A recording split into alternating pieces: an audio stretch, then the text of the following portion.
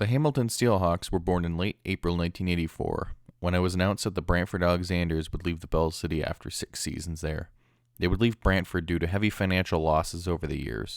The city would be new, but owner, Jack Robillard, would still be in charge of the team. It would be the second time that the franchise played in Hamilton, after the Finn Cups had left the city for a more permanent home in Brantford in 1978. The plan for the team was to play its first season at the 2,200-seat Mountain Arena until the much larger Copps Coliseum opened downtown in late 1985. In their first season in Hamilton, the Steelhawks were predicted by many to be one of the top teams in the Ems division. However, the team would finish fourth with a 29-35-2 record. The team, however, would rebound in the playoffs, defeating the North Bay Centennials and the London Knights on their way to the Ems Division Finals, where they would face the Sioux Greyhounds. The dominant Greyhounds would go on to defeat the Steelhawks 9-1 in their 5-game series. Hamilton did all this without head coach Bill LaForge, who was suspended for the remainder of the season for his part in a bench-clearing brawl against the Greyhounds back in March.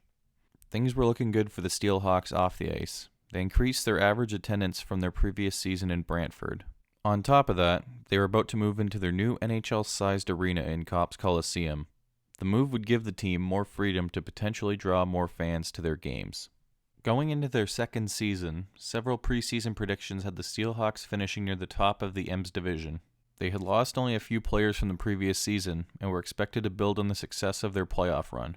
That unfortunately would not be the case for them in the 1985-86 season, as they would finish with a 26-36-4 record, keeping them 5 points out of the last playoff spot. The 1986-87 season would be a different one for the Hamilton Steelhawks. While they were predicted once again to finish near the top of the Ems division, this would prove to be a more accurate prediction this time around.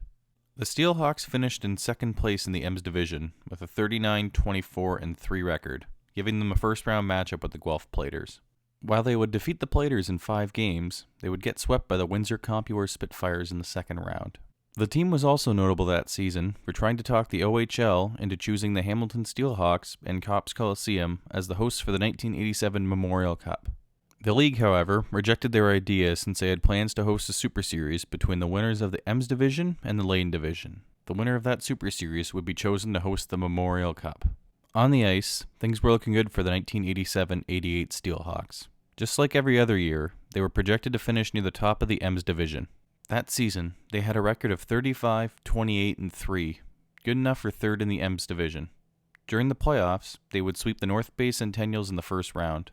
In the second round, they defeated owner Jack Robillard's other team, the London Knights, in 6 games.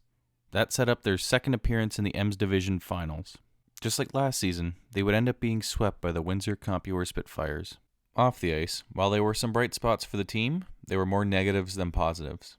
With Hamilton being a large city, there were lots of ways for people to spend their money on entertainment, and junior hockey was unfortunately near the bottom of that list in the Steel City, especially since they were expecting an NHL team in the near future. While they did have some good crowds at times, including a game in January 1988 where they drew over 12,000 people, usually they would average close to 4,000 or 5,000 each game.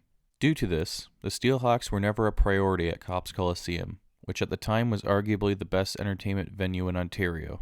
That lack of priority caused issues with scheduling, since they were unable to dictate their own terms and get the dates that they needed to attract fans. On 3 occasions during the 1987-88 season, they were scheduled to play 3 home games in 3 days, which is not ideal for any team. Come playoff time, attendance was even worse.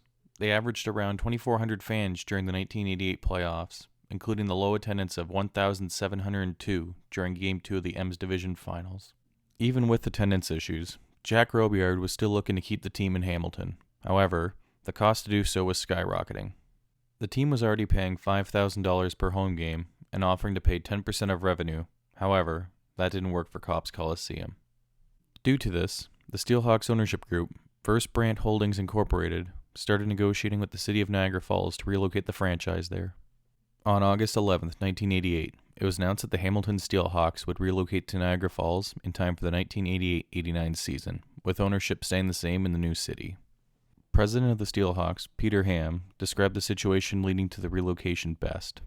He said, "Copps Coliseum couldn't afford to keep them at the rent the team could pay, and the team couldn't afford the rent that the venue wanted them to pay." The Steelhawks did have some success both on and off the ice. However, the attendance wasn't consistent and stable enough to save them. Just weeks after the team left, former Hamilton Finn Cups owner Mario Capito attempted to purchase the Sioux Greyhounds and relocate them to Hamilton. Capito didn't want to pay the $1 million that the Greyhounds owners wanted, so he moved on. However, his interest wouldn't disappear. He would come back with a new team the following year. However, this time it would have much more unfortunate results and wouldn't be remembered with the same fondness that the Hamilton Steelhawks were. The Steelhawks of the OHL are nothing but a distant memory today, but their name still lives on. In 2015, a senior hockey team playing in the Allen Cup Hockey League took on the Hamilton Steelhawks name and updated their logo to give them a more modern look. Co-owner and GM of the new Steelhawks, Jason Dalio, said that they revived the name since it identified with the community and would help make it feel like it's their hometown team. Their decision to revive the name means that the Hamilton Steelhawks have not been forgotten and will hopefully create many more memories for years to come.